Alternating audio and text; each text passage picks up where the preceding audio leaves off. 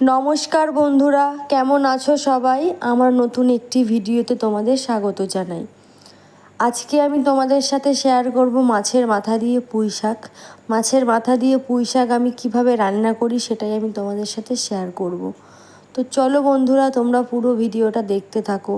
আর তোমাদের যদি আমার ভিডিওগুলো ভালো লাগে, লাইক কমেন্ট করে দিও। তো প্রথমে দেখো, লবণ হলুদ মাখিয়ে আমি মাছের মাথাগুলোকে ভালো করে ভেজে নিয়েছি। এরপর আমি মাছ ভাজার তেলে দিয়ে দেব শুকনো লঙ্কা, তেজপাতা, পাঁচফোড়ন, পেঁয়াজ, রসুন, কাঁচা লঙ্কা চেরা দিয়ে ভালো করে ভেজে, কিছুটা মাছের তেল ছিল সেটাও আমি দিয়ে ভালো করে ভেজে নেব। তারপর আমি এর মধ্যে দিয়ে দেবো সমস্ত সবজিগুলো।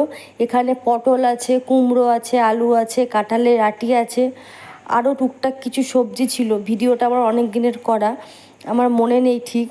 তো যাই হোক, সবজিগুলোকে ভালো করে ভেজে নেব। সবজিগুলো একটু ভাজা হয়ে গেলে এখানে আমি দিয়ে দেবো কেটে রাখা পুঁই শাকগুলো। পুঁই শাকগুলোকে দিয়ে ভালো করে মিশিয়ে নিতে হবে। আমি কিন্তু এই রান্নায় কোনো জল ব্যবহার করব না। সবজি থেকে যে জলটা বেরোবে সেই জলটা দিয়েই সম্পূর্ণ রান্নাটা আমি করব। আস্তে আস্তে ঢাকা দিয়ে দিয়ে কষিয়ে নেব। লবণ হলুদ দিয়ে ভালো করে সবজিগুলোকে মিশিয়ে নিতে হবে। তারপর আমি এখানে দিয়ে দেবো ভেজে রেখেছিলাম যে মাছের মাথাগুলো, সেই মাছের মাথাগুলোকে দিয়ে ভালো করে সব আবারও ভালো করে কষিয়ে নিতে হবে।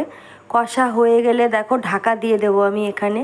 সমস্ত কিছু মিশিয়ে দিয়ে ঢাকা দিয়ে দিয়ে কষিয়ে নেবো। এই দেখো, সবজিগুলো কিন্তু প্রায় সিদ্ধ হয়ে গেছে।